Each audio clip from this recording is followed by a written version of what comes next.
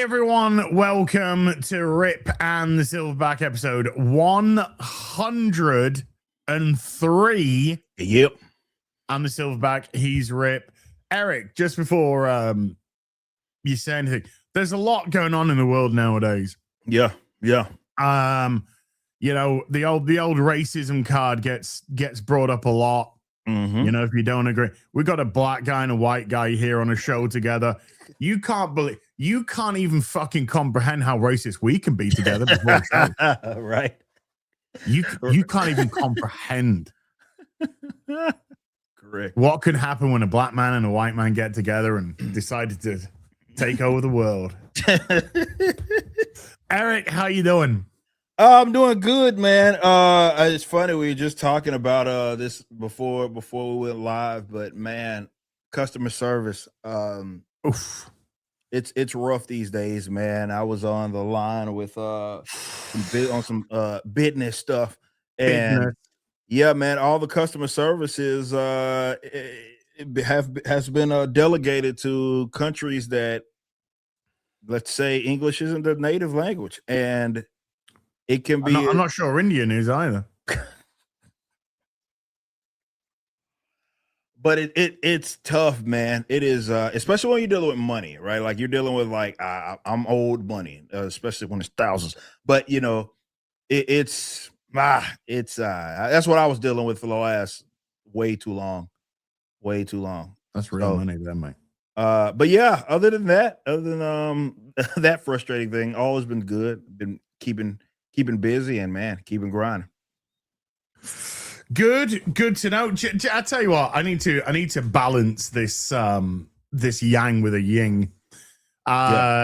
England football team, soccer as some hooligans call it over the pond, were playing Japan yesterday. Japan had come over to the UK and England played like utter shite and Japan won 1-0. Okay, well done, Japan. Congratulations. At the end of the game, I've seen plenty of TikToks of people like, what do you think of the game? And, you know, just a bunch of English people going past going, shite. They were shite. Some cosplay Englishmen in there as well. And then you get the other videos where the Japanese away fans cleaned up their end of the football stadium. They were just there at the end of the match, respectful. They were picking up litter that had been dropped maybe by their own supporters. And they were just, and we're talking like even popcorn that is spilled out. They were getting it up and putting it into bags. And it's just like, different culture, man. Where did it all go wrong, man? You know, that used to be mass immigration on a fucking that's a big part of it. I mean, level. Apart from that, that is a massive part of it. But it's not just that. I mean, that's obviously a part of it. That's when I just did a video talking about this. It's also to do with like the lack of, I don't know what it is about these quote unquote progressives, because they don't hear you out on anything that you say. They just see, you oppose our position, therefore racism. But assimilation is so very vital. If any sort of geographical area is going to maintain its position, you're right, it has to have some sort of shared kind of a culture right there. And that's what happened in the West, which happened in your country, as happened out here in America. So while yes, that immigration happening at a mass level like that is going to impact it, but if it would land a lot better if it was like, hey, these are a bunch of people that love kind of these ideals of like American culture, like in our case, or whatever, they respect it or whatever. And because you don't get any of that, and we're actually taught the other way around. It's funny how our country seemed to be the only ones that, you know, you have to adhere to that. Like where it's more out in the East, they have more homogenous, obviously, countries, and that's okay. Nobody faults. Well, unless these uber hyper progressives will fault them for it, but by and large, they're not fault. We're America and UK and countries in the West are expected to basically, with open arms, have everybody flood their their countries without any sort of shared culture, and that's what you get. You get what you have right now when you at minimum can't have a shared culture.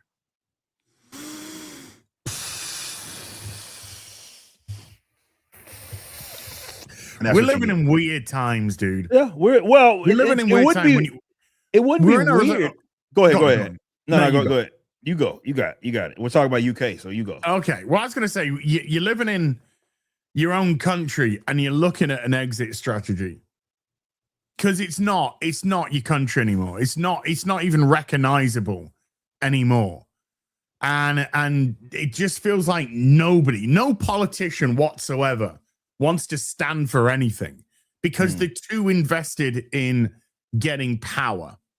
You see, because like if we stand for something that might prevent us from getting into power, and ultimately that's what they want. Same people, same fucking establishments that they get educated in, same backgrounds, same money, the same whole fucking lot.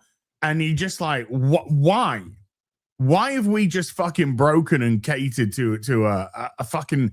I remember, I'm old enough to remember, but I'm old enough to remember when things like Indian call centers got brought in. Because before, you wanted to speak... before you could call your bank. You called your bank. You called your bank. You knew your banker. It was actually a banker that you had. You'd have a bank manager set for you. You'd go in, you'd open an account. You'd have a bank manager set for you. You'd go in, you could speak to them, arrange an appointment to talk to them, or you could, like I said, call the bank directly. And then we used to get this bunch of wank going, oh, well, we're going to move the call centers to India because it's going to be far more efficient for you, which of course is just a sack of shit. Yeah. It's just going to be way cheaper. And then quality goes, of course, because all the people that are in those call centers or that had those jobs back in the day, they're gone. But now you can phone up a group of people that use tapes of EastEnders as fucking training. Don't understand half of fucking... You don't understand what they're saying. You don't understand them. They don't understand you. Yeah, it's the worst.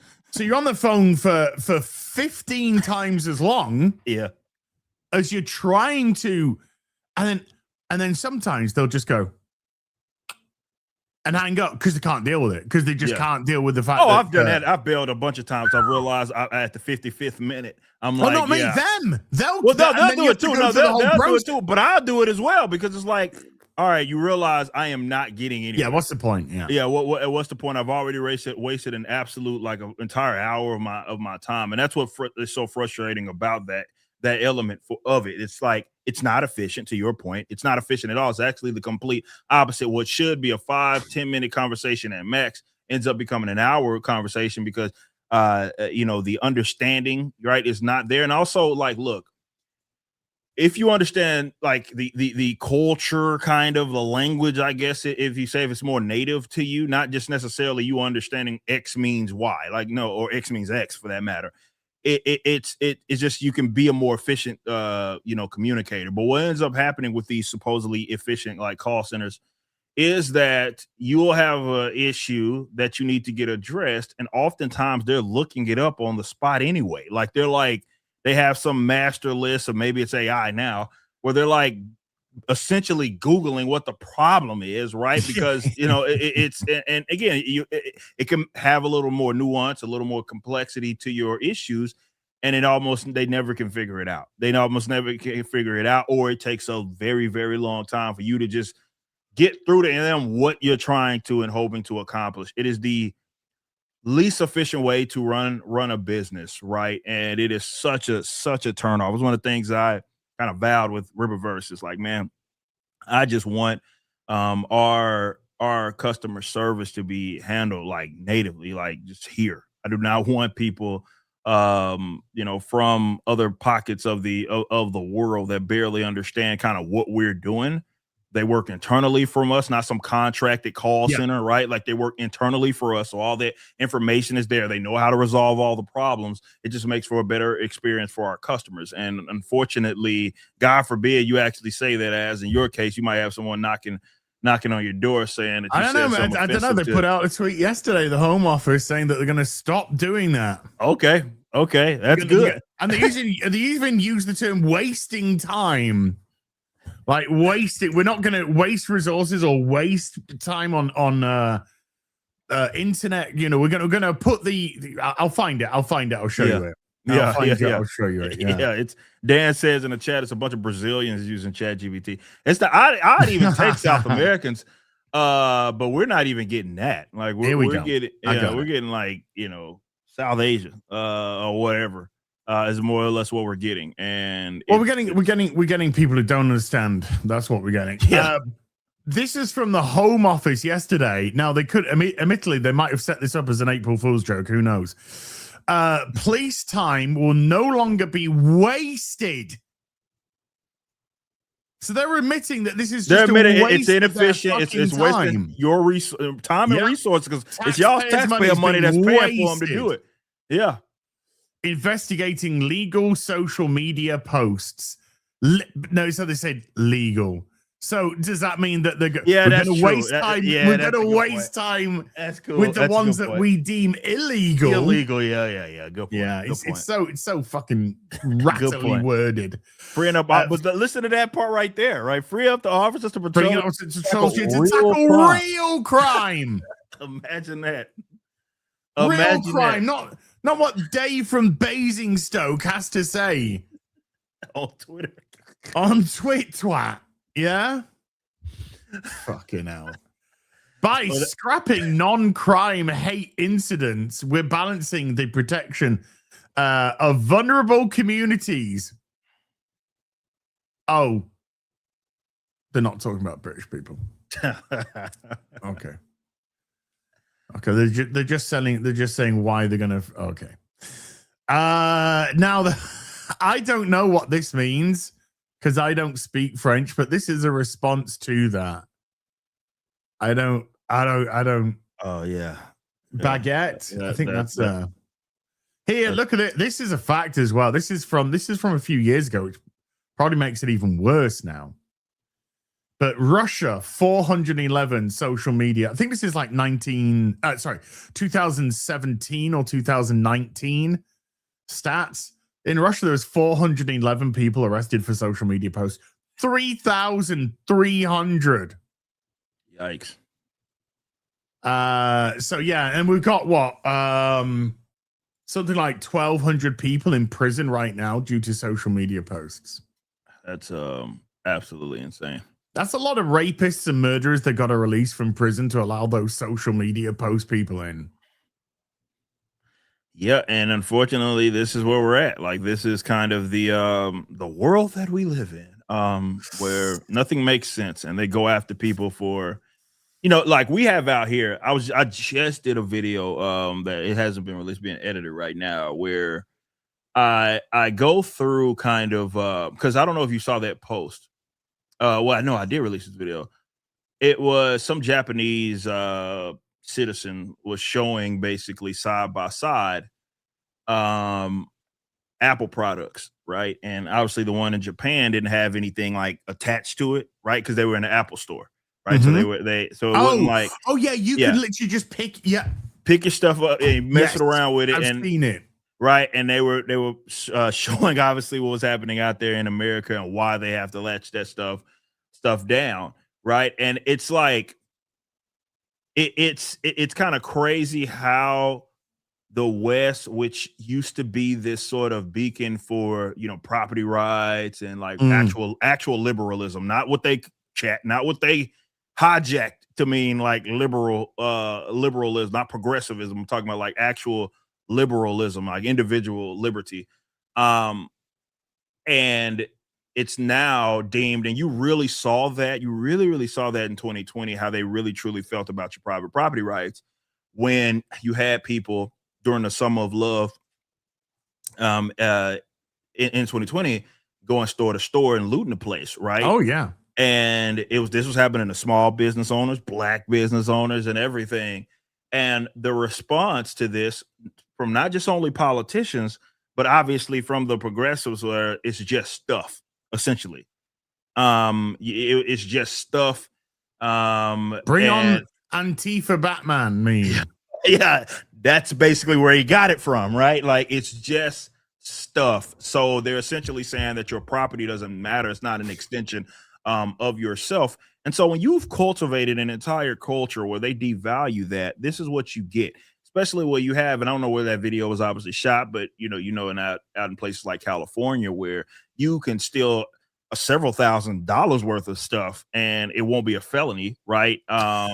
You can walk in some place. You can walk out the store as long as it's under like $9.99 or whatever. And even like they obviously have rules where even like your resources, like your security officers that are there, they can't do anything, right? They can't. Used to be, I remember growing up, used to be able to put hands on like shoplifters, getting body slammed by folks. Now, it's illegal. It's the same thing that we have out here. Well, we don't have in Texas, thank God.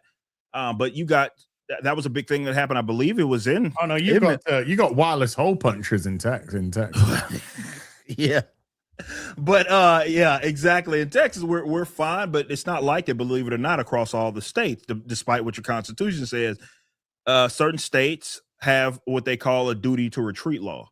So essentially what that means is that you technically can't defend yourself like against a like invader, let's say, unless you're basically crawling out the window and they're chasing you, and like you have to be in retreat. Whereas to us, we have obviously you got your stand your ground laws out there and stuff like that and everything. So I can blast you right up out of here in the event that you but it's not like that everywhere. Well, no, in Canada, they've said that you hide and let them do what they want. That's essentially what a duty to retreat law is. It's like you hide, you can't like take the initiative to get rid of the trash. So you essentially need to let them do whatever they do. Yeah. And then you got to call the cops. And do you think they're going to be trying hard as they can to get your property back? They don't give a shit. Exactly.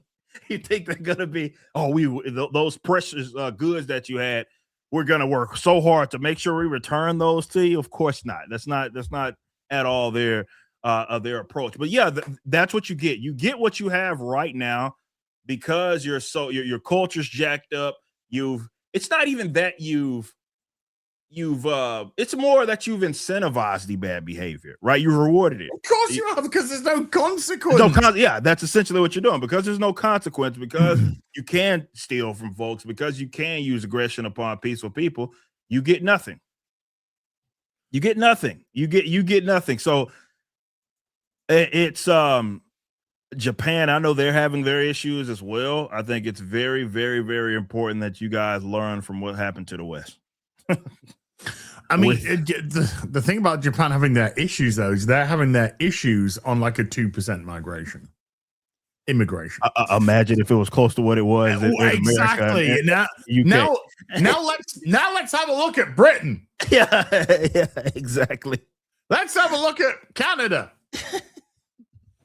Exactly. Yeah, and then it becomes a colossal problem. So and like it's a problem that unfortunately there's a certain, albeit a loud minority of people that don't listen. And when I say don't listen, us talking about it, for example, and talking about the objective truths. Not all cultures. That's dangerous stuff, Eric. I know, that's the problem. Not all cultures are equal. Not all cultures are compatible. Even if they are by themselves in a contained environment, like, okay, when you start to mix them together, there can be some problems.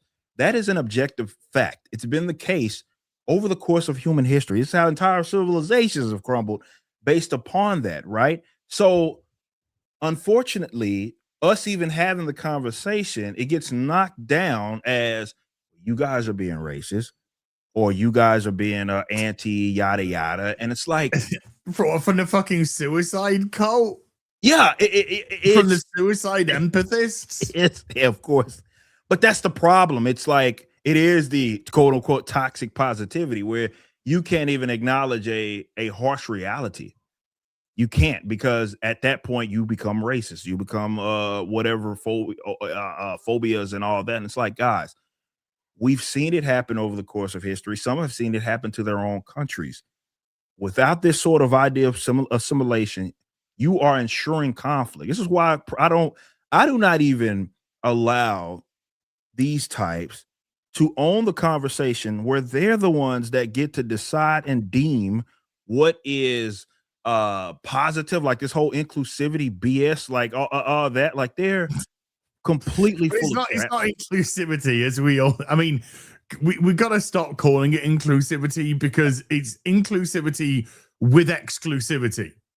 Absolutely. So you are excluding on purpose to include. You're essentially, the inclusivity is including what you want, not what necessarily your society represents or has been built upon or anything like that. No, it's the inclusivity of what we want. Take a case in point. Ugly fucking Minga bitch from Starfleet Academy, unfunny. I don't even know what fucking creature it is.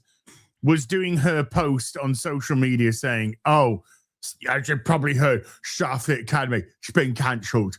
And then she's like, "Oh, I guess people aren't ready for stories on inclusivity and blah blah blah blah blah." And she says, I hope one day that it will and Star Trek will return. And then she looks like a fucking demon. She gets right up into her camera, looks like a fucking demon, and just goes, "And it isn't all whitewashed." And he just like, there you are. That's the real you. Not all this inclusivity and love and blah. Oh, no, it's all full of crap. No, deviate from them on any individual issue that they're passionate about, and you'll see how ugly these people are. Oh yeah, you will see how ugly they are. Both. I mean, she showed it physically and mentally. Oh, well. I mean, the funny thing about that, of course, it just proved that she has no idea about Star Trek, because Star Trek has always had a diverse group of people. If you would just look at it on a superficial level, but that's the thing with Star Trek fans. Star Trek fans don't look at things on a superficial level because they're interested in the sci-fi, they're interested in the morality tales, they're interested in the technology. So they don't ever look at it upon that. But these people, these suicidal empathists, they do. It's all just superficiality with them. It's not the core of the person. It's not what that person can bring to an argument, a debate, a morality tale, a situation, a problem. It's just about what color schemes meet the fucking crown paint test, and which genitalia goes into which hole. And that's essentially their be all and end all. And it's superficiality, and superficiality is causing a lot of these fucking policies. It's causing a lot of these attitudes. It's causing a lot of these laws. And the superficiality can't work because it's literally surface level. Yeah. And it's everything below the surface as a society, as a structure which holds you up. Right. So if you want to base everything on that superficial fucking topsoil, it's all going to fucking turn into a desert. Nothing's going to fucking grow. But there's your suicidal empathists for you. No, that's I mean, you put that perfect. It's like it's almost like a shield, right? They get to hide behind, well, diversity and all these things that they claim to champion, and it's like, okay, you're looking at it only at surface level, and you're also lying. Let's be completely honest. You're not telling the truth. Like, we've talked about this a billion times, and that if you have collectively a bunch of people that are friends amongst each other, they're positive, they're cordial with each other, but they think differently than what they think differently, they will work hard to delegitimize it. It's only diversity when it happens under their standards. Oh, absolutely. Right? Yeah. That's the only time where it's quote unquote diverse, and that's the only time that it's legitimate. Power. That's all that it ever holding on to power. They don't want to lose that power. Right. And if they gain it through their diversity. Right. No, 100%. And that's why I said that you can't. I don't believe them. I don't even give them an argument, because it's all full of crap. And again, we live it. Like, you can find, I mean, everybody that is part of a group that is, let's say, if you are darker in skin, you're female or whatever, it doesn't even matter, and you find yourself on a different end, of the like even political or social political spectrum, see how they treat you. I'm watching all this stuff happen actively. I don't know if you guys have been keeping up with it, chat. What's going on right now? What's happening to Chili from from the group TLC, and her liking like a couple of posts from some conservatives, and they're throwing her ass under the bus. The whole black woman carbon. This is fucking Chili. This is TLC. This is one of the most all or nothing, Eric. It's all or nothing. And that's it. That's it. Or what's happening to the basketball player right now, that dare to say something about what's going on with like the pride stuff and everything, and all of a sudden, and that's what's up, man. I gotta speak on that right quick, because imagine that the NBA, which is supposed to be this uber progressive league, and they used to wear stuff on the back of the jerseys, and God forbid a man have an opinion that's slightly different from what they have on a social issue. It's just not affirming what they view on social issues, and they got his ass up off the team. You know what I mean? And they did it real quick. So you see just how quickly these people are willing to jump at you because of even if you belong to one of those groups that they claim to champion. This is why the whole diversity or the inclusivity or all the buzz terms that they use, it comes with an asterisk by it. It has nothing to do with your thought. Actually, no, take that back. It has everything to do with your thought, because if your positions do not align with them, you're therefore not a legitimate person, right? Like you're not a legitimate black person. It's not how black people are supposed to think. It's not how women are supposed to think. It's not how the Asian person or anybody is supposed to think. You have to be ideologically in a hive mind along them, and then that's when the diverse. So they want a bunch of people of different shades and different sexualities saying the same shit. Well, that is the tactic of the German Social Democratic Party from the 1930s. Yeah. They would literally turn up to rallies and debates and stuff like that and disrupt and shout and scream it down. And their purpose was to disrupt. And if you like you just said, they want this so-called diverse superficial layer, but we know that's bullshit because you wouldn't be allowed in it. Right. Oh no, not even close. You wouldn't be allowed it, but you're black, but you wouldn't be allowed in it. They will be anywhere near that. No. And we know of gay people, they wouldn't be allowed in it. Man, not all. We know of so it's got nothing to do with diversity. It's got one thing, it's compliance. It's everybody toes this line. Every single person toes this line. And that's not where you get a society that can develop, because this is what leads us down the path. And I use the term war in sort of metaphorical, but also literal. But this is what takes us to war, because it will come to a breaking point. Yeah, these things most definitely. Because I mean, they kind of are in a way right now. But. Well, no, most definitely. I mean, you're having a bunch of people that are just irrational. It's a complete inability to think critically. They think they own the truth. They think they own justice. They think they own righteousness, and they make it. Most importantly, they make it impossible to have honest discourse with them. And therefore you can't solve a problem. It would be one thing if they landed at the wrong spot, but they were at least willing to engage in some sort of like, okay, honest dialogue. Because at that point, you're like, okay, I can at least, you'll hear me out. And you'll kind of be a little more understanding to where I am coming from. But that's not what you get. They believe that they inherit the truth, and again, what is righteous, and therefore you don't fit in that box that they have already prepared for the righteousness, and therefore you're enemy. You're an enemy, and we don't negotiate with you. We don't have any conversation. We're not going to hear you out, because they think they inherit the truth. And that's what's been so dangerous about a lot of these types having control of a lot of the like not just the political kind of apparatus, but like the cultural stuff, the entertainment and things of that nature. Them having the ability to control that, or rather have the power to, I guess, have that, they got that perceived sort of legitimacy there.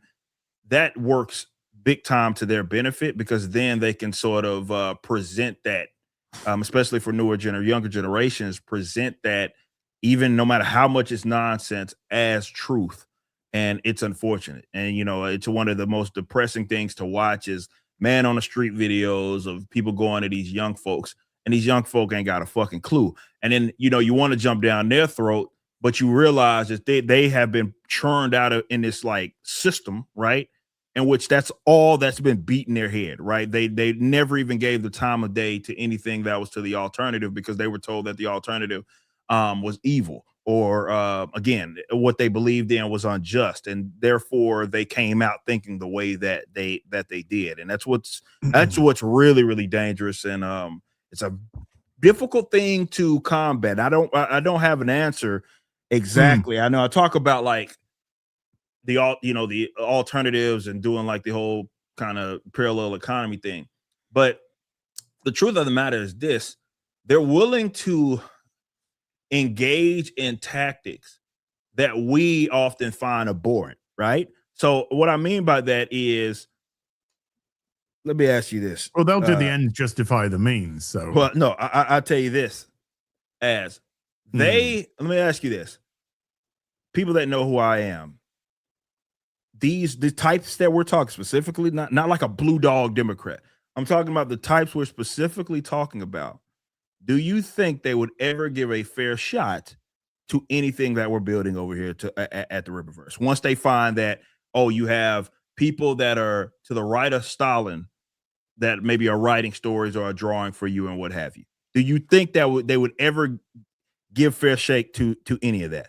Well, we know that's the case, that they won't, because we know that you've never received any mainstream media press from the Rippaverse, that you've not received mainstream comic book press unless it's perceived in a negative manner. Yeah.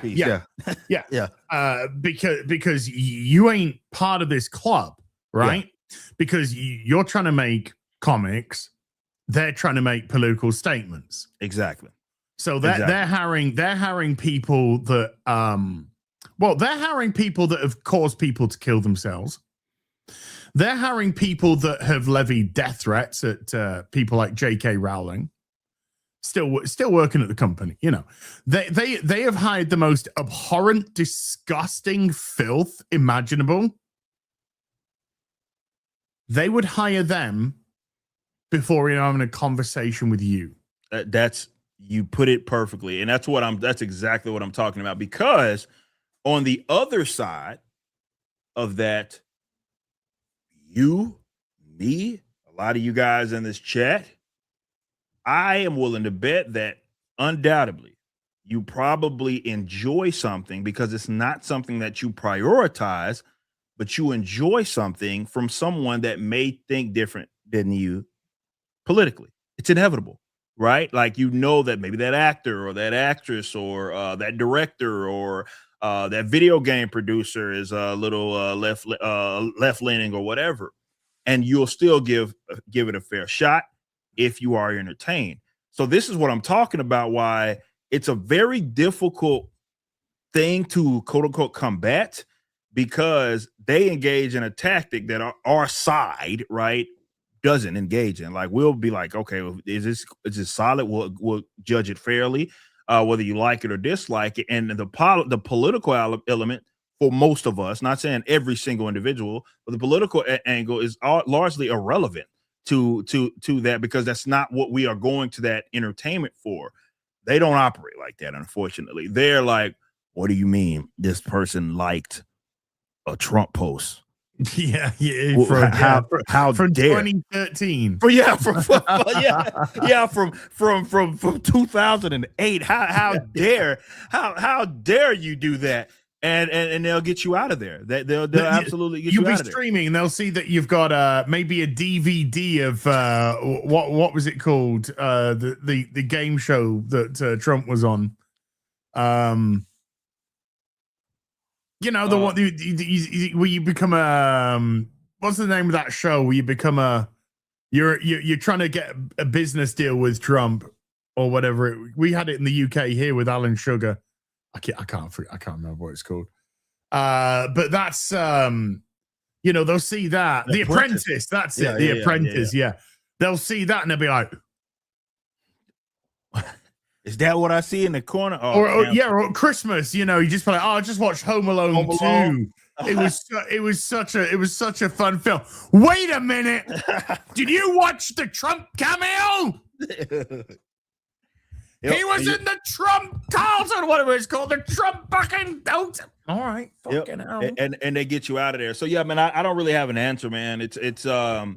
It sucks, but it's like, because it's like, again, they're engaging in tactics that not only are we not willing to engage in, or engage in, that we don't want to. It defeats the purpose. Like, I would much rather live in a world where that's the least interesting thing about you, dude. I'm currently watching. I'm rewatching the X-Files, right? And I'm on halfway through season 2 now. The X-Files. It's been a long time since I've seen the show, it's like watching a show from a different fucking dimension. Yeah, all those shows are like, in one aspect, because it's where I am in time is like 93, 94. And Mulder just makes this off the cuff remark about how he has a dislike for Nixon. Now that could be because of the Watergate scandal, blah blah blah blah blah. So, and it's just like, he says this snarky comment about Nixon, and then does Dana Scully engage him in 15 hours of fucking political discourse? No, it's like he says his off the cuff comment, and then they carry on doing what they were doing because it wasn't a fucking be all and fucking end all. Whereas nowadays, politics has weaned its way into like pretty much every. You can't even literally everything. It doesn't. You can't even have a children's toy without some fucking political. Literally everything. And it is just it's like the lowest of the lows. It's like a belly. It's like a fucking snake. Just weaning its way up to. I want to get to the lofty heights of actual fucking culture up there, but I'm in politics down here. So I gotta fucking get up there somehow. It's really the fucking dirtiest, creepiest, crawliest, fucking mingingest. Oh man! I know you saw the Posobiec Gary nonsense. These people aren't fucking serious people. They're fucking clowns. Put your fucking makeup on, put your red fucking nose on, go out there, wave your fucking Epstein file part fucking 1 binder that you just got from the White House, and fucking get back to the circus, you fucking clown. All of them. Yeah, it's man, it is like a completely different dimension. I mean, watching older like material, and you just realize just not only how well that we had it 90s, especially I think it's when America and West everywhere just kind of peaked, but you just realize just how much of the problems that they claim plague the world, whether it be the lack of diversity, all these other things. You just realize, just watching that decade, you can watch the decade from like 1989 to watch material from that to like 2000. And you will realize just how, okay, we were over all of this shit. You had hit sitcoms that were, most of the cast was black, most of the cast was white, and some of them, nobody was tripping. Nobody was mad that Seinfeld had the makeup that it had, or that in Living Single or Friends, right? Or any of those had the demographic. Now that's the problem. Now, unfortunately, well, wait a minute. You have to have. How are we going to be eligible for this BAFTA award if we don't have 2% or have whatever the percentage of Well, you had the person who created, the woman who created Friends. Her white guilt has now. She's been donating millions to diverse causes, and said, if I made Friends today, I would never make it with 6 white people. There was a version of Friends that was already black. It was all black, and that was just all. And I think it came out first. Chat, correct me. Did Living Single come out? Didn't that come out before Friends? It was essentially the Eric, black version. One is not the same as the one currency is not the same as the other currency. So you had that. You already had a version of that, and it was a hit during the time that it was a thing. It's where that was where I first discovered the homie that voices I forget his name. He's voiced I think Kratos a bunch of times. But that's where he was in the Living Single. So I am right. So yeah, it came out first. So what guilt can she have? Like there was a version of quote unquote Friends that predates Friends. That was all black. One currency, as you say, Eric, you yourself say they don't see legitimacy unless it's in white people. That's the truth. And that's so they cannot take, Living Single or Cosby Show or Fresh Prince, Martin, great. And these are all great fucking Different Strokes was a mix. Oh yeah, you have this white dad with these fucking, these black kids. But they will not see legitimacy unless it's been infiltrated. It's I hate it because, like I said, if you watch anybody that lived in that era, grew up in that era. I did, and it was wonderful. Yeah, it was a different. You were living, and I would tune in every fucking week to watch the Fresh Prince. Oh yeah, I would tune in to watch Desmond's. You won't know what Desmond's is. Desmond's was a show about set in London about essentially in an all black community with a barbershop. Because the barbershop culture that would go around that, and at that time, and it was just like really fucking fun to watch. Yeah. It's a different world, all that kind of stuff. These were fun shows to watch. Yeah. You had it all. You had you had exclusively. There was some that most of the cast was white, most of the cast was black, some of it was a mix, and they were all great. But the conversation wasn't, well, why don't they have any diversity? Where's the the black person as part of the show? And here we are years later where the world supposedly, the progressives have liberated us, but everything's worse. Yeah. Supposedly everything's worse. Race relations worse. Somehow in the 90s, a different world. In the 2020s, it's a shitty world. Someone brought up in the chat that Fresh Prince had an episode with Trump. Well, everybody loved him until they didn't. It wasn't until they ran with the orange in the 2010s. Yeah, they loved him. They loved him. They loved him. They loved him in 2015. They loved him. It wasn't until he decided to have political ambition. Yeah. And once upon a time, of course, Trump was a Democrat. He was a Democrat. He was a lifelong Democrat. He was a lifelong fucking Democrat, right? And he put the R next to his name, and now everything's a problem. So now Clinton puts the R in his name. It's rape. Oh man, but that's just Clinton. Fucking Clinton. But yeah, it's kind of funny how that works. But yeah, man, that's a good reminder for everybody, and definitely for you guys that are raising little ones like me. I think you kind of could and should show your kid, if you can, your like stuff from that that world, because let the controllers of the entertainment tell you nowadays somehow, it wasn't until the progressives kind of got a hold of everything, though it's kind of odd how that works out, despite them basically being entrenched and controlling virtually everything's also got worse, and they don't put two and two together at all. The X-Files, dude, I'm watching a show in a different dimension. Yeah, you're not seeing this girl bossy fucking uber feminazi fucking stunning a brave white man stepping down for elevate middle-aged white fucking none of that. It's men and women, and it's understanding what they bring to the table. Scully's not bouncing off fucking walls doing fucking scissor kicks.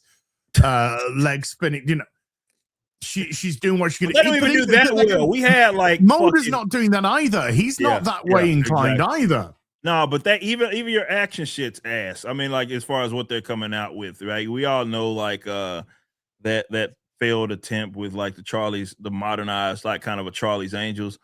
And they can't do it. They can't do it. They can't do Kill Bill. They can't do any of that. We have versions of Underworld. We have versions of women kicking ass, and it wasn't a problem, but they just suck at it. Because when they do it, they're sort of marketing behind it, and that's why they can't do Buffy again. Look out, man! The women are, it's that sort of marketing, and that doesn't appeal to men, and it doesn't appeal to women either, because they're not actually creating the woman fantasy. Beautiful women out there. The woman fantasy. They're not creating that. Women have just as much of a power fantasy as men. Women have more romantic fantasies as well. They have more dominance fantasies as well, and they're not catering to any of that. They're just like every woman's amazing. Every woman can kick the shit out of every single dude. And then you show a clip from Crimson Desert where a man punches a woman and they lose their fucking minds. There you go. It's all part of the plan. Yeah, man, we already solved all that. I think it's like Hail Luna Raid. It's like what Soul said. Thomas Soul, he talks about this where it's like, it's not to say that racism was completely gone, man, but it was on his deathbed. It was on his deathbed, and thanks to these. You would be more inclined if somebody said something racist, even if it was behind closed doors. You'd probably be more inclined for somebody to go fuck off, mate. Yeah, 100%. 100%. But instead of it being somehow out virtue, it's like preemptive virtue saying, preemptive racism. Me in front of the microphone for all the world to see. I am not racist. I denounce all the bad things. I think they're bad. Can I please have some round of applause? That's what it is. Fucking nonsense now. And it's not legit. And like I said, we already solved all your problems, guys. Like the world was a much better place. Like now we live in a world where we always see something awesome from those times, and the first response is, well, they could never make that again.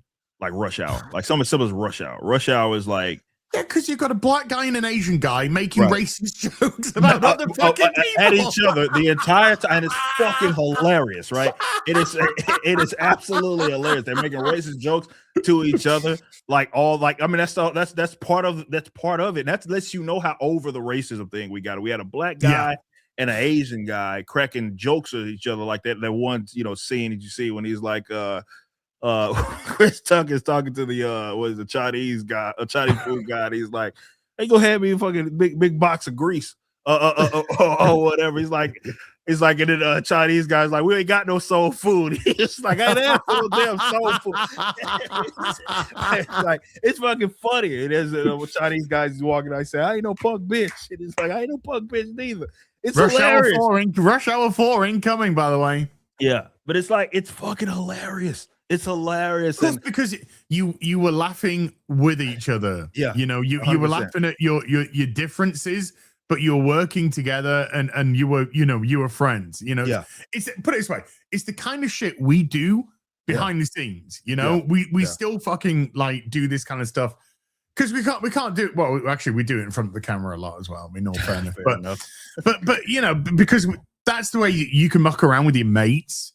Yeah. Nobody's running around saying something like we know that's going to really offend because it's like trying to saying something with malice. Like we never did. Yeah, exactly. Yeah. But if there's a stereotype, how many British stereotypes do I get on fucking FNT and shit like that? Exactly. British or gay? There's a good one that we use a lot. Yeah, exactly. But we do that, and we do it with all of us because we're just mates and we're just fucking ribbing. It's called banter. It's something that we used to be able to have, but then Karen came out of nowhere and said, "You can't say that to your friend," and we're like, "Fuck off."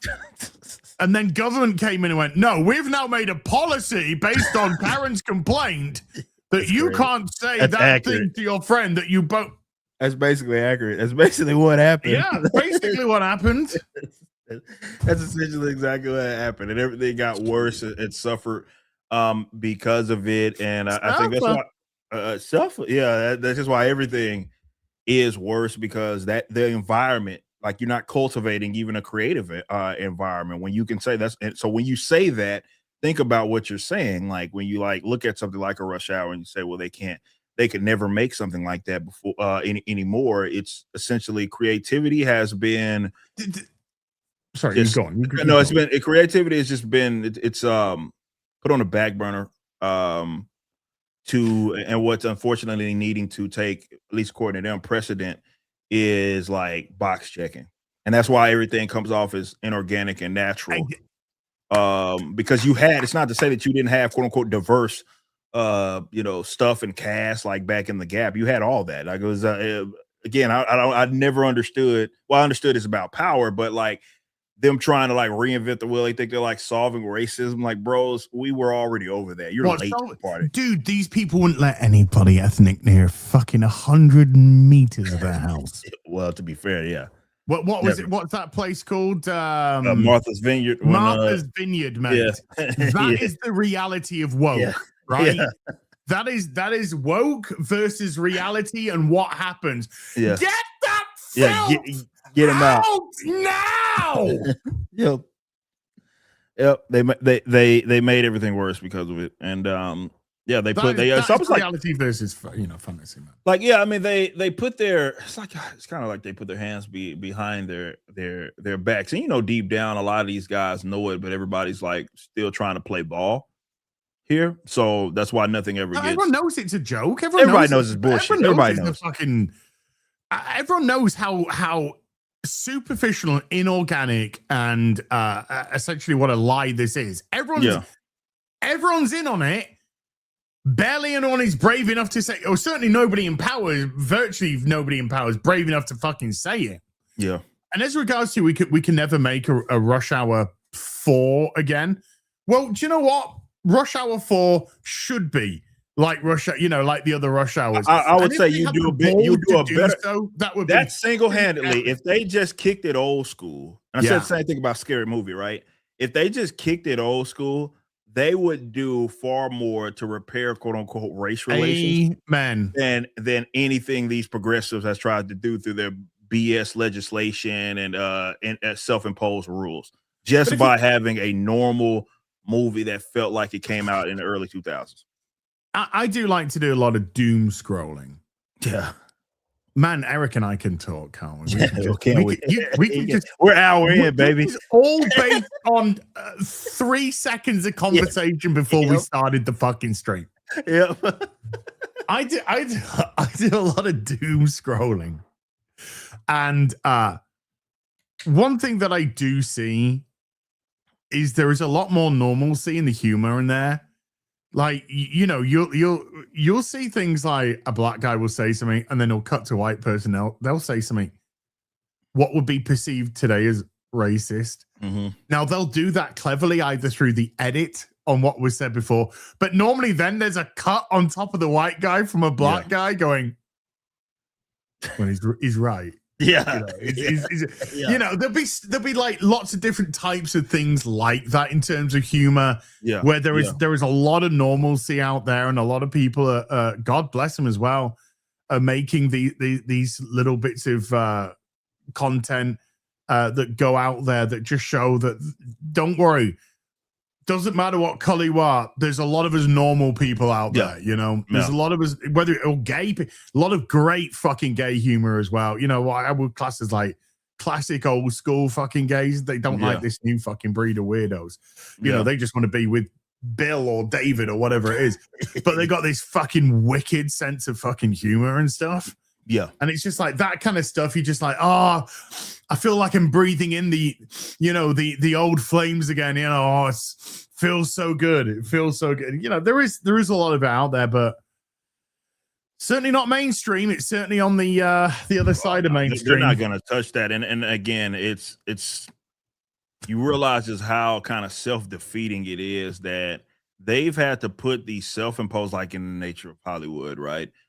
Putting self-imposed restrictions on them. We talked about last show with like BAFTA and the different stupid award shows out there where they basically have to All right, let me just grab some water, mate. yeah, no, you do you think carry on. where those stupid award shows, they're basically saying, if you don't know what we're talking about, chat, BAFTA has a rule and that's through the the BFI, I think the British Film Institute. They have like these not even restrictions, I guess they technically are, but the rules where they say that if you don't follow them, you cannot be nominated for an award. So basically, for the BAFTA awards to be eligible, there's like 4 different standards that you have to meet. Like you have to have this amount of people part of your underrepresented that are part of underrepresented. I think this is the exact term that they use, underrepresented communities. And it's kind of crazy to watch them. And it's fucking we're now in April, right? Damn, 2026 is flying. But we're in this year that's fucking quarter of a century, beyond whatever the hell we lived through. And somehow they still can't figure this shit out because they don't realize or don't want to embrace and accept that they are part of the problem. Oscars too. I think it's the Oscars. I think the Emmys don't. I could be wrong on that. But I think for the Oscars, it's the best picture. I think the best picture is the one. You can't be eligible for that if you don't. I think the standards are very similar to what BFI has with BAFTA awards. I don't think the Emmys have. I could be wrong. Don't quote me on that. I don't think the Emmys have some like one of these standards. But yes, the Oscars. I think for Best Picture, specifically that award for Best Picture, you have to check these boxes. So they're going through all these ways to be as inorganic, unnatural as possible to basically check boxes so they can be eligible for these various awards. And it's like, bros, people were making stuff that technically would have been eligible for those awards, but they didn't need some self-imposed rules to do that. Well, why does art need rules? Exactly. Why does it need those to art? It's crazy. Somehow we were without those rules. People were making timeless films and timeless TV shows that stood the test of time, and also obviously were admired during those when they came out. And they didn't need all that. They didn't have all those self-imposed rules. They didn't have all those. We got to check this box. We got to be hitting 2 or 4 of these standards in order to be eligible. And everything's worse now. They have all those 2 blacks, an Asian, a queer, and 4 women. Yeah. What is that? A fucking takeaway order from your local fucking Starbucks or whatever? Yeah, it was. But no, that's where we're at now, and everything's got worse. Which is they don't put 2 and 2 together. That's what trips me out about how much they blame like normal people for what we have right now. And it's like, you guys were the ones in charge. Well, because they can't take responsibility. Well, that's exactly what it is. It's the lack of accountability there. It's you facilitated that. You have boxed out everybody that is to the right of Stalin and it didn't matter. Like, even if they were part of those underrepresented groups, if they didn't have the ideological perspective that you had, you boxed them out. So everything, you and I agree that everything's worse, but you're the one in control, not us. Wouldn't that logically you think, well, shit, baby, are we the baddest? Are we the baddest? Like, they're creating their own stuff. They're shouting internally. Yeah. The audience who's over there, it's like a shop owner, Eric. It's like a shop owner, right? They have their own premises. Right? They have their own brick and mortar. They can decide who comes into the brick and mortar. Right? So they have had for years and years a product that everyone comes in and watches. Everyone comes in and buys. They come in, they have all the different flavors of ice cream that people want. You know, and people come in and say, I'll have a tutti frutti, I'll have a Neapolitan, please, I'll have a mint choc chip. And they're lapping it up, right? And then one day, the ice cream shop says, I'm just doing fucking vanilla. And that's the only ice cream they got. And then they put a sign in the window going, if you don't like vanilla, fuck off. So people are walking past this going, bloody hell. Yeah. And then somebody with a red hat, let's just say, walks in and goes, you know what? I like a bit of vanilla. And they go, you get out. I don't want your sort in my fucking store. And then they turn around and go, we're not making any fucking money. And they're blaming everybody else. Why aren't? And then they're going to the door, and then they're screaming out, "Why are you all wankers? Yeah. Why are you all racist? Why are you all bigots? Why aren't you?" And people are now they're crossing to the other side of the fucking street.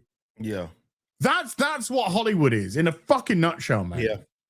No, it's all self-imposed. Like we're not the ones in control. We didn't tell you to do this. We didn't ask for this. But this is what this is what you got. But yeah, I think we all agree it was a much better time, and it's good that you're going to watch X-Files. That's really cool. But yeah, like it's we were all over all this shit, man. Going to the 90s into the early 2000s, we were all this was over. This was all the diversity issues. There were none. Everything got solved, and then suddenly, definitely in the latter half, you got the Obama election and everything just seemed to go downhill from there because everybody was teach you for fucking electing a black guy, won't it? Right, yeah, right. Out of race relations, you electing the highest position is half black. It's perfect, right? You got a guy. One job. Yeah, you got the highest position that arguably in the world. You got a guy that this should have solved everything. We should have been over it. He's just as much white as he is. We should have been black. Drinking milk and fucking honey, dude. Yeah, that's what we should have been living off. The free world is racism. Yeah, everyone is fucking hugging each other. Yeah, everyone's like, harmony. Hey, Iran, what's up, Iraq? I'm real fucking sorry about that shit, you know. Yeah, everything is good. Only somehow everything got worse from then on the race relations. It's amazing. It's absolutely fucking it's incredible. But yeah, I don't know. But we got to talk about Supergirl because well, do we? Okay. Well, we don't technically have to, but it is in the title. I just want to get your thought. Obviously, I'm not gonna pretend like I'm interested or I'm like I gotta. It's a lot of people I'm seeing on my timeline whose opinions I generally trust that are they're a little more let's just say they're treating us with great skepticism and cautiousness. This movie or this movie, I think it's gonna be shite. I think it's gonna be utter shite. I think there's a lot surrounding it to make it look shite. The biggest evidence they provided for us is the fucking trailers. It looks like utter shite. Anyway, this is from Variety because Vanity Fair are behind a paywall. Supergirl star Millie Alcock says, I really can't stop backlash and understands why Scorsese and Ridley Scott criticize superhero movies. Not every film is for everybody. Do you know what, Millie? I actually agree with her on this.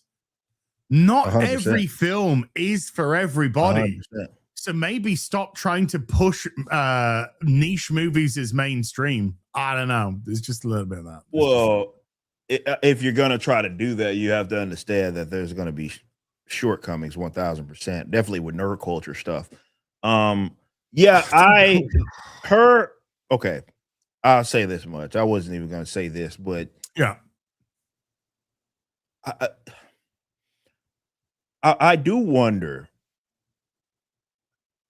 who, because we all know, because we've seen it on the red carpet.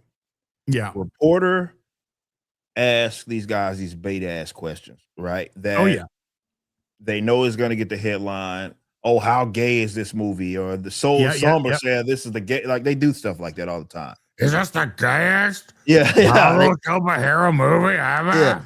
Exactly. They do stuff like that, trying to catch the headline. Just when I think that people learn from that, like clearly these guys are baiting you. I see stuff like this where it's like, Mm, okay, clearly it's at that point, is it debate or is this like PR, right? So is this like your team working with, because it's all pay for play anyway, working with the was it Vanity Fair or mm. whatever, and you intentionally go pull that card. And then if you do that, I'm like, especially with the whole whammon and stuff, I'm like, surely you've had enough examples of how disastrous that ends up being for your movie when you play that card, because you've seen examples of it not working. In fact, you have one that led with it that's now on like this kind of revenge tour, not a revenge tour, more of a redemption tour, and that's Brie Larson, right? And Mm-hmm. she's the Brie Larson. If you've seen her on the red carpet today versus pre Captain Marvel, like right as Captain Marvel's about to, that's a different woman. Well, That's a complete. she knows the traps, but let me ask you a question, right? Because this is ultimately what this boils down to. This whole article. Let me ask you a question, Eric. Mm-hmm. I'm gonna cast a film. I'm making a film. Okay. I'm gonna have a woman in my film, Eric. Okay. Fair enough. How do you Fair feel play. about that? I'd say give me an interesting story and Mm, I'm good with it. mm. Well, this is just it, you see, because Millie Alcock, and we keep calling them kids. She's 25 years of age. Look, these are people who have access to the biggest marketing firms, the best PR people. SPR publicist. You couldn't ask to come out speaking like Eliza fucking Doolittle any more than what Hollywood offers here. She says, it definitely made me aware that simply existing as a woman in this space is something that people comment on. The movie's called Super Fucking Girl and You're Supergirl. What exactly do you think All they right, should all right. comment on? And here's the thing. As Yeah. character that's been around forever. So you're not Mm-hmm. exactly reinventing the wheel there. And you're not the first female led film. You wouldn't be a part of that. So that's not the problem. And this is what, remember what I talked about earlier in the show as Mm. discourse and how it's impossible to have it with them. Yes, because this is Um already disingenuous as fuck. it from the get-go. It being disingenuous from the get-go, that is not the issue. And it never was. But this all goes back to what you've heard me say a trillion times. They have an end game or position that they need you to have. That's what they're prepared to argue against. So that's what they're going to put out in the world, even if it doesn't apply, right? Most of the people that would be, I mean, we know who Supergirl is. This is a comic book character. Everybody knows. Like it's implied. Girl is in the actual movie title. We understand exactly, or at least the name of the character. We know exactly who this is. That has never been the issue. It's not. It's not about the ownership of women's bodies, because as wasn't Superman Eric, I criticized? don't even know what that means.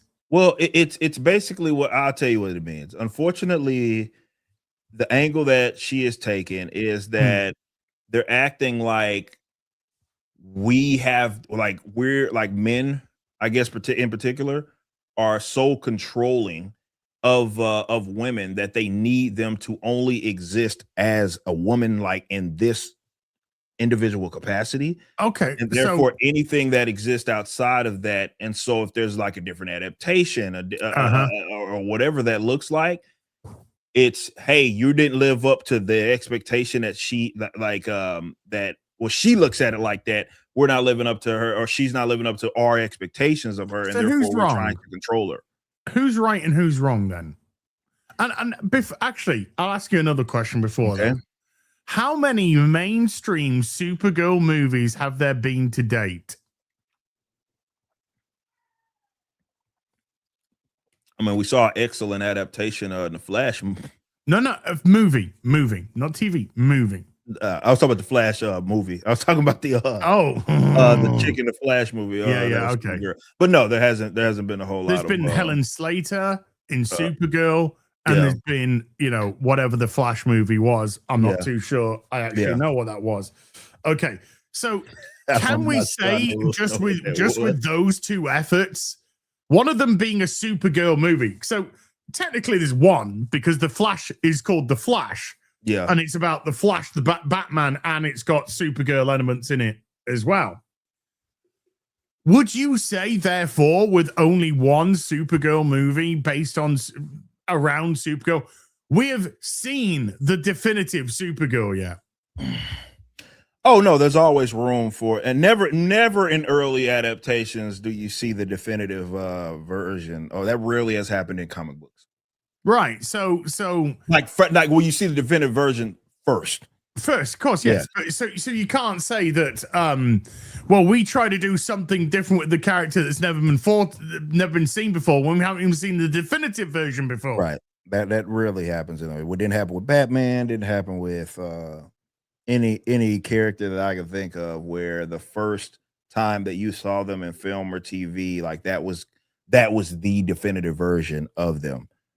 So look, the angle's a little, to take my co-host's term here, boring, because it's like, here we go again. Like, here we go again. But yeah, like, it's not about just women existing. Because I don't even understand that. Well, I understand because that's the only argument that was prepared. But you had a movie that came out not too long ago that was criticized. Were we trying to control men's bodies when people criticize the Superman movie? Because that film was shite. But like, are you controlling men's bodies? Like, what is that like? What people having their? I mean, I think we tried to control David Cornsweat's eyeballs in all fairness. But you get what I'm saying, right? Like, it's like that doesn't pass the smell test at all. Like, it's like, okay, you're leaning on that criticism. You would need to somehow, I guess, your opposite, like male characters, that this same thing that's happening where people have their skepticism or criticism of the adaptation is not happening with the male characters. But we see all that. In fact, you'd argue that they get it worse. Oh, dude. Okay. Do you, hey, ladies in the audience, if beware, you just might hear a very uncomfortable truth. Do you know why they do this to women and they do the other to men? Because men can take it. That's why. That's why they constantly rag on men, because they know men can take it. And that's why they get so defensive when it gets turned, because they know that the women can't take it. That's an uncomfortable truth that they don't ever want to fucking be brought up, because if women could take it, we wouldn't be having any of this discourse. It wouldn't be about what women got, about controlling their bodies. I'm like, man, like I said, you don't really have a leg to stand on, just considering what just happened with the release cycle with Superman. I mean, that was heavily scrutinized. I mean, rightfully so. It's Superman. It's the most notable, arguably, aside from Batman, maybe a notable superhero. So he got it. Cornsway got it. The film itself got it. And never once, not one time did I hear anybody say anything about, well, this is some sort of misandry or I don't know, misogyny. Misandry doesn't exist. It doesn't exist. It only exists in the world of reality.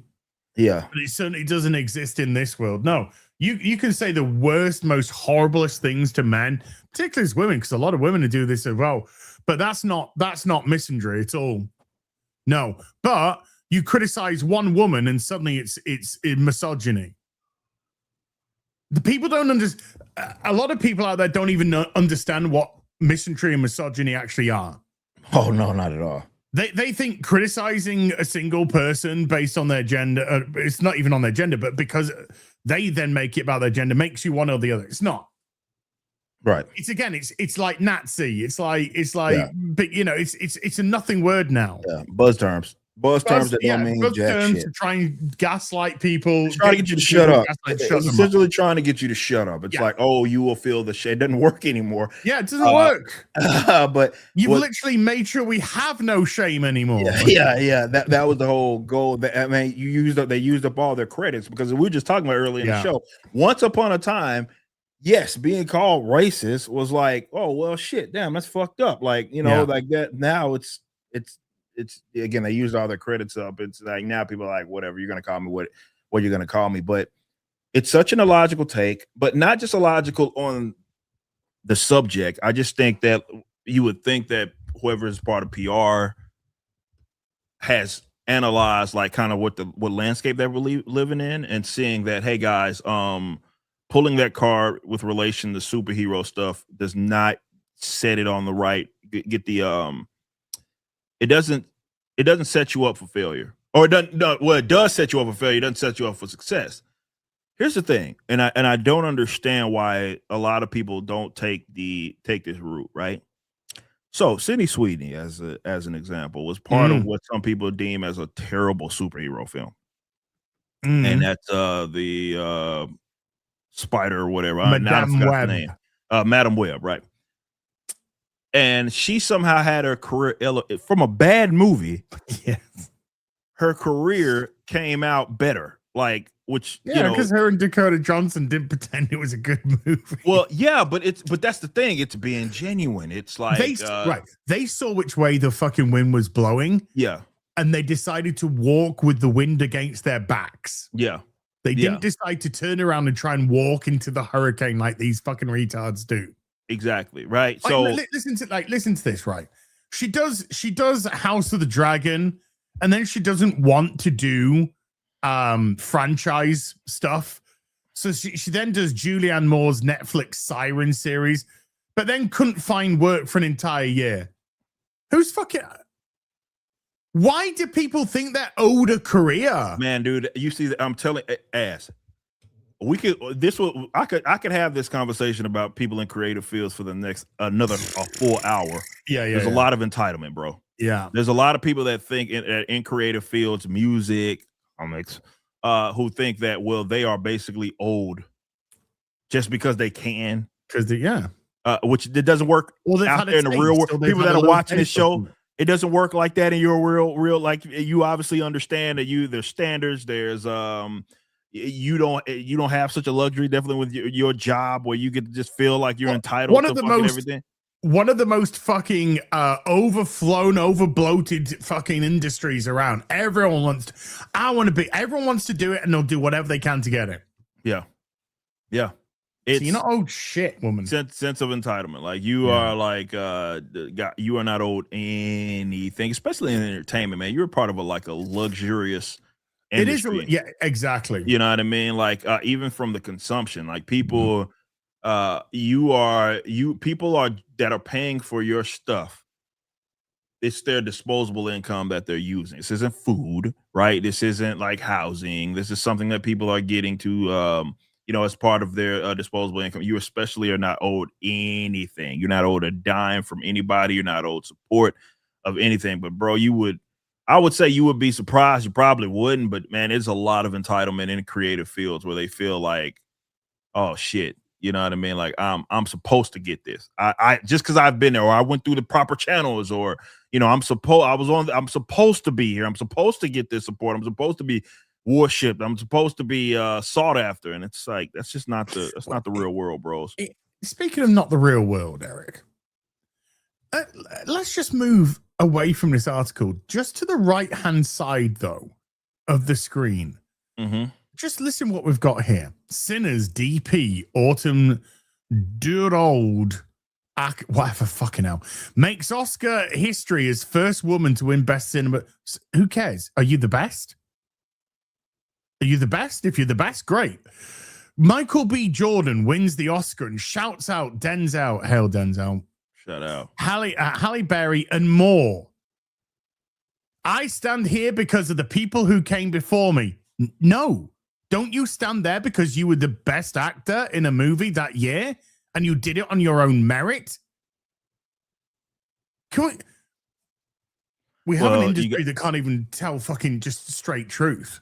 Never mind anything else. Well, I mean, you got to understand, man. It's an interesting industry to say the least. I don't want anything to do with it. I can understand it, man. It comes with a lot, bro. It's being having the luxury of working with people, they've been in Hollywood, had some awesome conversations. Big shout out Zachary Levi. Saturday, I wasn't at the meetup because Zachary Levi and I and the others, we were, hanging out, and it was, even getting insight from him and how they talk about this industry. It's like, yeah, you don't really want to be a part of it. For sure. I could not imagine being a part of that whole rigmarole, but bro, it's interesting. It is a interesting industry that unfortunately has seen better days in general. And I don't think that they really are prepared for the this new kind of entertainment landscape. I think these guys are still kind of in this la la land, head in the sand kind of situation, hoping that it gets better. But I mean, I was looking at, what was it? I can't remember the actress's name. I'm sure someone in the chat will remind me because I did a video on it. It was Jamie Lee Curtis, right? She jumped into the production or executive producing or whatever, and she was saying she was saying how basically there are names that you wouldn't expect that were available for work, even in like more minor roles, just because of work is becoming harder to find, as obviously studios are realizing that they can't spend their way into, I know the whole saying is it takes money to make money. That's absolutely true. It does, but it gets to a point, right? You can't be spending $300 million and, setting yourself up for failure and then losing money. I think that stuff is getting old with some of these studios, and therefore they're being a little more selective in the projects that they green light, which obviously means less work for these guys. And I think there's still, however, despite her saying that, I think there's still a lot of people that are part of that industry that are still kind of in la la land about like, yeah, work is going to be fewer and further between, especially at this rate. I mean, this is just the kind of everything. Everybody's having to adjust. Entertainment has changed. You guys have to compete with gaming now. Gaming is the number one entertainment industry right now. So yeah, I not just gaming. They've got to get social media and YouTube, social media, watching it. What you're saying essentially is people have other ways to be entertained, right? It used to be cinema, TV. That was basically what everybody was doing for the most part. Now it's people have options. So yeah, they have the social media. You got streamers. You got all these different things that you're competing with. As Baby Ripper sounds like. Baby Ripper's having a hard time down there, but yeah, it's a reality, and I don't think they've caught up with that yet. And I think they're showing that they haven't caught up with that by still deploying the same tactics that have not worked over the last decade. And that's, they just got a problem with seeing a woman. You saw that play out, fail multiple ways. And here you are, still doing it. That was what I found most of when I saw the statement. I was like, damn, you would think, man, all these guys, I know they pay some publicists, man, and the PR guys, they pay them good money right now. Nobody has looked at how that just, even in your own like subgenre, like superhero films, how that has not worked for any. Nobody has 50 of the fucking things in that's the what last I'm saying. 20 years. That's what I'm saying. Like that card it didn't work for Bree. It didn't work for any of these guys. Like, they just got problems with women. None of that stuff worked. Like you've had in that timeline, you've seen Bree have her questionable, statements, how you feel about them. Let's say your business, whatever. And then so how she is now, which is semi-different. You've had, we've deployed this tactic, it didn't work. Now we're going on the redemption tour. You've had all that time for that to play out, and still PR's like, you know what, it'll really work. get people in our good graces, maybe incentivize people to see the movie. They got a problem with women. That'll do it. Right there. That'll get them pouring into the cinemas. Butts in the seats. Fucking retards. To a man, woman, and they, them. Fucking retards. Right. Should we just jump through a couple of supers and let's get out of here? Yes, we can do that, yeah. I'm already pissed off. Fucking stupid. Someone brought up industry. Ghostbusters 2016. I saw shit real quick. I saw what's the name? Leslie Jones or whatever her name is. She had some interview. Maybe it's the I think that's in that chat. Correct me if I'm wrong, but she had some interview and she was basically saying, you know, it's funny. You hear a lot of men, you know, say, "Hey, warning against marriage because you don't have any benefit or whatever," but she was encouraging women not to get married because she basically said it's akin to like slavery or some shit like that. And I'm like, are y'all in a different dimension? Like, what world are y'all? Leslie, how many days have you spent as a slave? It was something, and chat, How you many can correct me wrong. days? It was something along those lines. And I was like, because she was essentially encouraging young girls. She was just saying, don't get married because of that reason. Dude, the last thing that any young girl needs to listen to is some Hollywood pissing fucking dumb cunt. All right. This is an industry full of fucking rapists, murderers, degenerates. That's a great point. Fantastic point. You want to take fucking advice from them? That's a great point. Get away from them. They're probably not the greatest of the moral. No. No. Good point. Even the devil's kind of like, dude, you know, guys, you sort of fucking buzzing my vibe here, you know? That's fair. That's 100% fair. Leslie, you're unfunny and you don't deserve the fucking career that you've already had. I got to find the exact quote because it's you do that. I'll read. Yeah, you do your thing. Sky Jumper with the $5 says Ripper was wondering if orders are getting caught up and sent out and waiting on a lot of orders still. We was check your email. We send updates on what's going out, what's and when. But yeah, like I've just had an email with a lot of stuff being shipped. Yeah, so I've had an email with my toys being shipped, my binder being shipped. Yeah, I think my omnibus as well. Yeah, I think but yeah, we are getting caught up. We are. I mean, the answer is yes, but yes, make sure you. We're really good with that, keeping everybody tapped in on like, hey, what's coming and all that good stuff. So yeah, and I did actually have a text from FedEx today saying should be arriving on Tuesday of next week. Let's go. Doom Guy with a £2 says, have you had your Starbucks coffee today? No. So the exact quote, quote, by the way, was marriage is legal slavery. That's what she said. For the woman. Retard. Dude, have you seen what she looks like? If it was her and me, the last people on planet Earth, I'd tell you what, I wouldn't have a wank and throw it at her. I'd be like, oh well, we had a good run. Let's leave it for the rabbits now. Hail our rabbit overlords. That was crazy. That is absolute. Like from her perspective,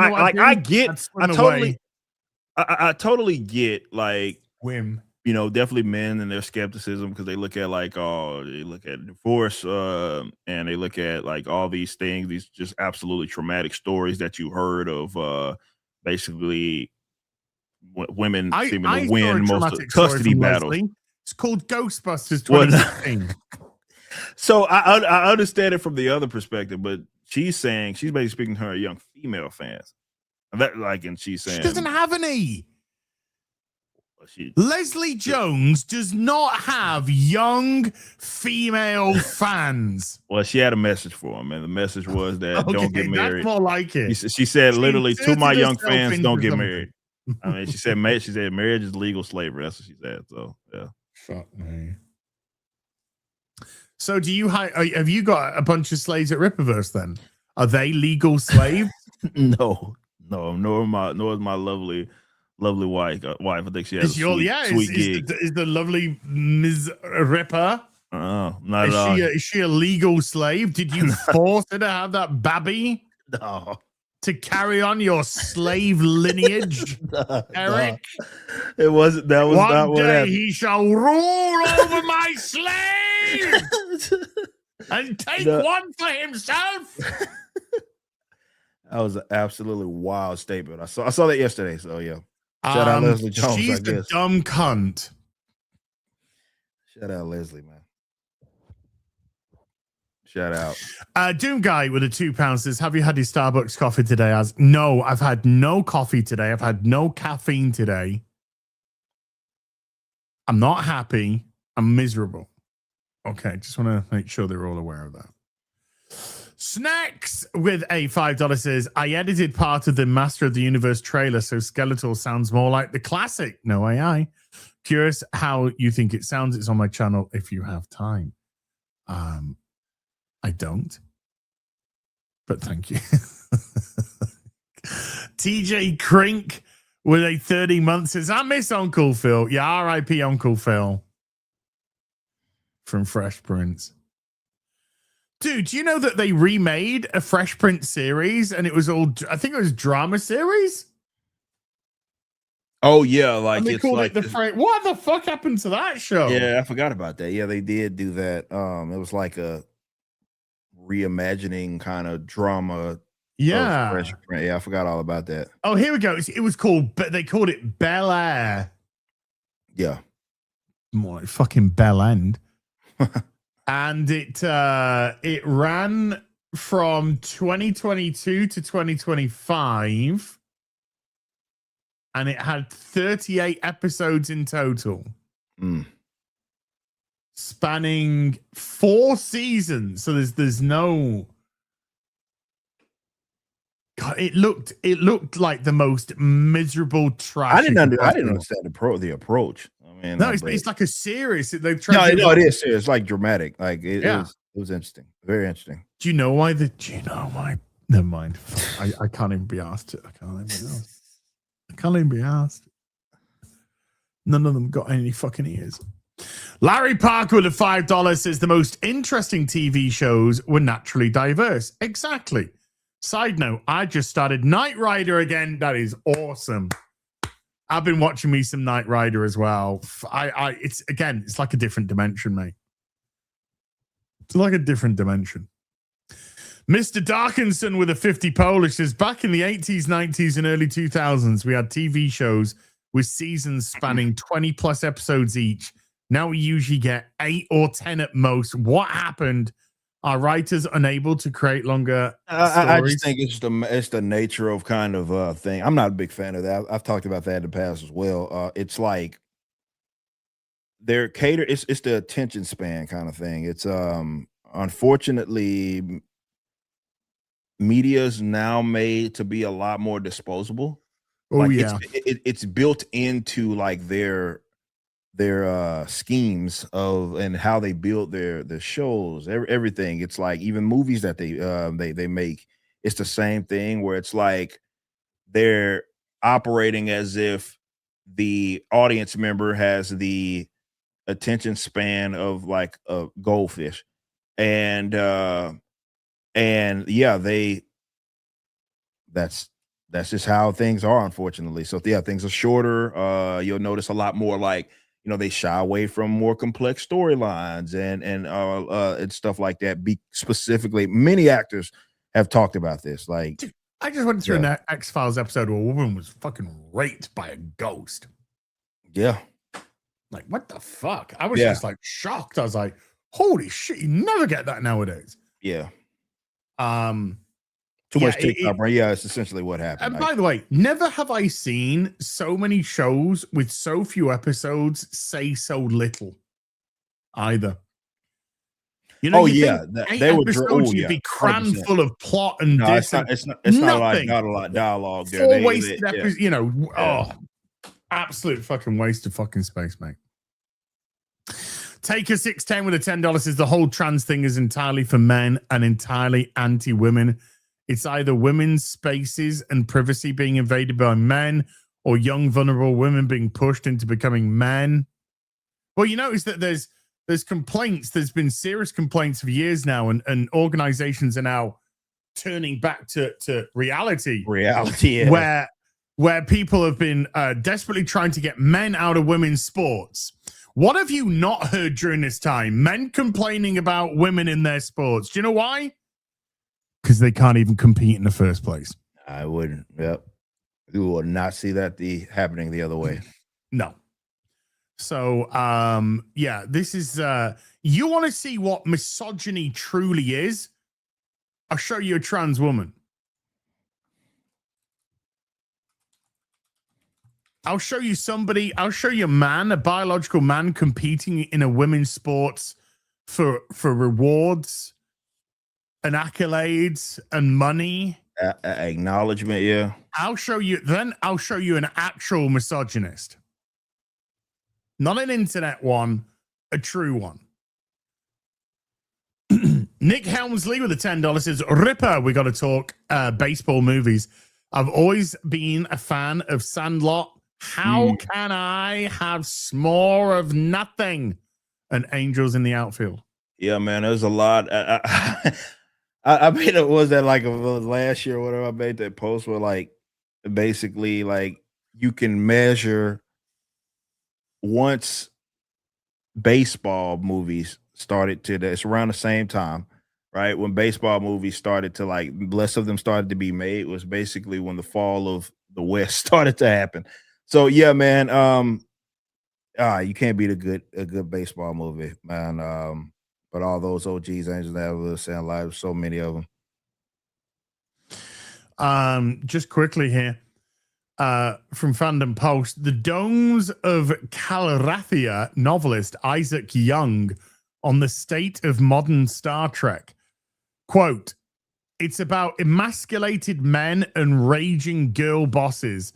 It's about celebrating every sexual appetite except one that produces functional families.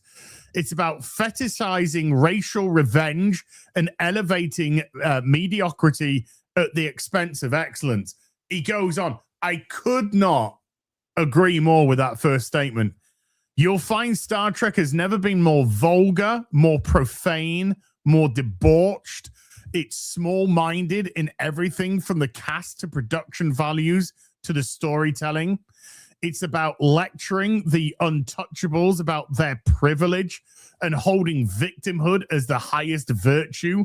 All those tiny elements which we ignored or snickered at in previous shows became the substance of their successes. While those parts we loved about Star Trek, the parts that made it great, were left behind or turned into nostalgia bait. Woo! That is, woo! Whoa. Wow. I'm buying me some fucking Isaac Young books. Wow. Shout out. Well said. Well freaking said. Mother of Sons with the $5 says there's no situation so bad that a woman can't make it worse. Oh, it's not entirely true. Anyway, Will Ronin Forever has been a member for 24 months. Thank you, Will Ronin. Right, Eric, before we go, anything you'd like to plug, sir? I mean, oh shoot, today's the last day for the pre-order cutoff for we moved to our new model. Yes. So for Alpha Core A, if you want to get A, B, or C, you need to get that by tonight. That does not mean that we won't, after we assess our stock, we won't have a couple of extras, but it just means that we're not guaranteeing it. So today is the last day that you want to get that, because those will be cut off. And yeah, so we have a bunch of stuff arriving. We've got obviously your action figures and everything. I think the next thing that will be shipped is going to be the Saskas in their books. So I think we got Blood Ruth. I think we got Detention Crew on the way. What is the Curse and the Black Eye Club, obviously, part one. So those are all going to be shipping soon. And yeah, we appreciate everybody's support. We got some cool Represent projects on the way. as well. So go get Gabriel and the Guardians if you have not already. Get chapter 1. But yeah, man, I appreciate everybody showing love and all the support because I know I'm not streaming every day. And when I do, it's like 6 a.m. my time because it's the only time I can do it. But I appreciate y'all, man. Y'all are awesome. As always, it wouldn't be a stream without Josh Kelsey. I know. Dropping a 20 piece and not saying 20 on the counter. Boom. Not saying a damn thing. Yeah. Love you, Josh. Thank you, Josh. Yeah. Big thank you for that big fat 20 on the counter. Tomorrow, I'll be doing something. I'd like to get back onto Crimson Desert, which is now just hit 4 million sales. I saw that. 4 million sales. That's huge, man. 4 million sales in just under 2 weeks, is it now? Or around the 2 week, coming up around the 2 week mark. Crazy. So yeah, I think I'd like to jump onto some more Crimson Desert and really get stuck into some of that. Friday Night Tights, 400th episode. Critical Drinker, who was technically the first guest on the first episode of Friday Night Tights, will be the guest for this one.